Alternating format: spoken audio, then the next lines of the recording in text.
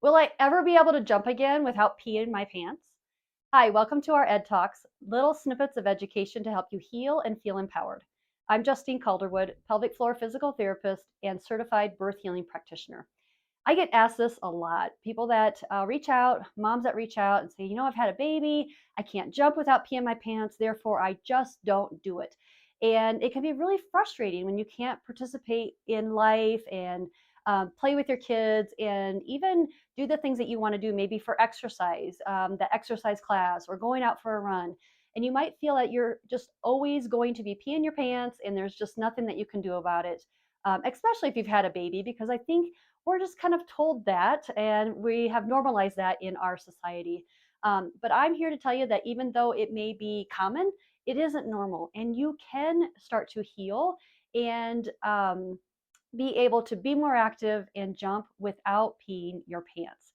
Today, I want to talk to you about 3 tips on how you can get from where you're at right now to where you want to be. All right, so tip number 1, we're going to talk about how to breathe with your core, so that you're not putting a lot of pressure down into your bladder and causing it to possibly get a little squeezed and cause some leaking for you. So I'm going to show you this little illustration. I do have permission to use this from Pelvic Guru. But this is a representation of your core and really your inner core. So the muscles that are the deepest down. This is looking at it from the side. So you can see here the spine, and then this person is facing this direction, and you can see the abdominal wall there in the front. So when we talk about the core, the top of it is this muscle called the diaphragm. And then the bottom of the core are the pelvic floor muscles.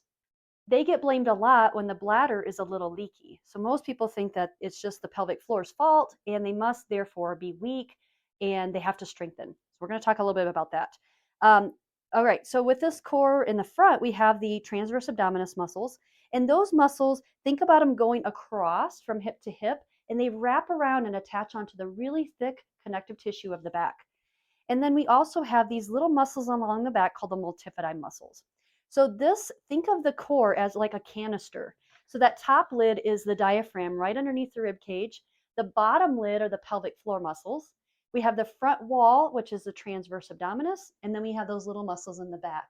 Now, those are the deep core muscles. Their number one job is to help stabilize this area.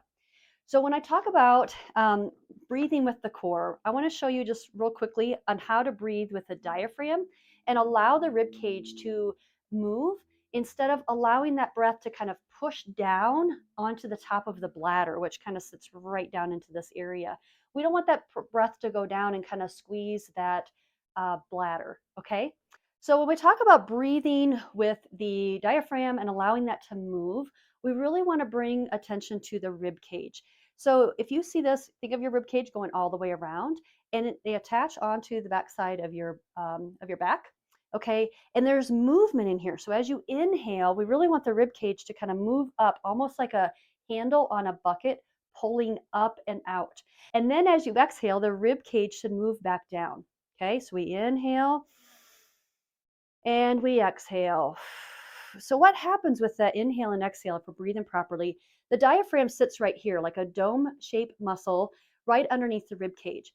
Well, when you go to inhale, that diaphragm kind of flattens out and moves down.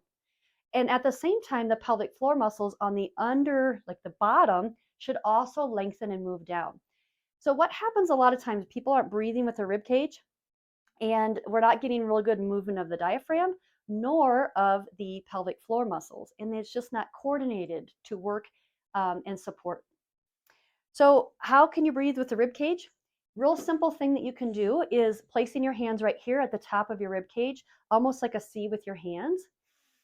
Try inhaling with your nose and getting the rib cage to expand out into your hands, and then exhale out through your mouth and see if you can feel that come together.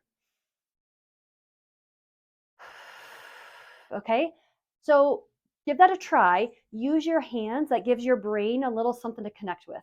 Also, I suggest stand in front of a mirror so you can really see your rib cage moving.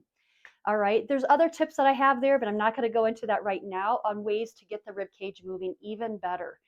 So I recommend giving that a try. Just at first, just breathing. And then the next step with that, a progression, would be to try to do that breath while you're doing maybe some body weight exercise, some real low level type static exercise. Meaning, so with me, I would say maybe I want to be able to do some squats. So I'm building up my pelvic floor strength and my leg strength to prepare me for jumping. So with that, I would inhale here. As I exhale, I would exhale and kind of engage my core so that I have the support that I need while I'm moving. Okay. So again, I would inhale here, exhale while I'm squatting, inhale when I get back to that start position.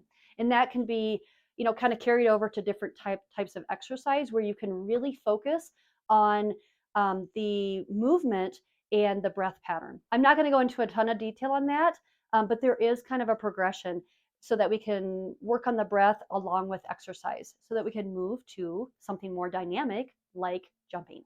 So once you get good at more of those controlled exercise with the breath and engaging your core, then we move to something more dynamic. So if we want to be able to jump, it can be really frustrating to go from, like being able to jump rope, for instance, or jump on a trampoline. It can be frustrating because you're like, okay, I pee every single time. So how do I get there if I'm not able to jump? Right? That's the question. So there's actually a progression that we can do with even the jumping. So if you have a ball, you can start there. Okay, so big ball here, you can even just sit on it and start to get used to your body, let it get used to just a little bit of bouncing. And you have complete control over how high or how hard you bounce, and so that your body has to kind of accept that impact, or you can go nice and slow and light. You can go at different speeds. Okay. So play around with that a little bit, but start maybe sitting because we don't have to focus so much on the legs. Yes, they're moving, but we don't have as many moving pieces as, say, when we're standing. So the second part of that, once you get good with that and you're not leaking, that's the key, is you want to find the exercise and more of that dynamic movement where you're not leaking, and you're staying what we call kind of below that threshold. So if you're leaking with a lot of big bouncing or fast, you want to train it more slow, okay, or softer until you build up your tolerance. Then you can go to the next step. So the next step with that would be then to stand, feet about hip width apart, and you can work on a little bit of bouncing here. Okay, so I'm just getting my body used to having to accept a little bit of impact in my, especially pelvic floor and core. Okay, then you can work on different variables like different speeds or really kind of landing harder. From there, you can go feet a little wider so you feel a little more compromised, a little more vulnerable here into the pelvic area. And then from there, you can start to work on actually leaving the ground. So that might look like just kind of like bringing arms up and landing like this, and then working to the point where you can do a little bit of hopping in place and working your way up to doing some other higher level types of jumping. And my third tip is, why don't you reach out to a pelvic floor physical therapist and let them help guide you and really get an assessment of your core and your pelvic floor to figure out what exactly is going on with you. Like I said earlier, a lot of women are told or they think that if they're peeing their pants when they're working out or jumping, that it must be weakness in their pelvic floor. And they try Kegels, and that can be a little frustrating because maybe you tried that too and it didn't work, okay, or it didn't work enough, because quite honestly, not everybody needs Kegels. Some people need reverse Kegels. Sometimes they need a program to actually relax the pelvic floor instead of contracting it. And it can also be a matter of, say, coordination.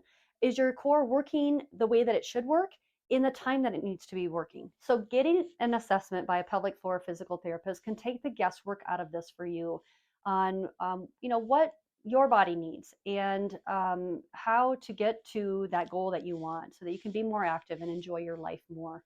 You can reach out to us here at the Healing Spot. Go to our website, healingspotpt.com, and request a discovery session. I'd love to sit down with you and answer any questions that you have and figure out exactly why you may be peeing your pants when you're jumping and get you back to an active lifestyle.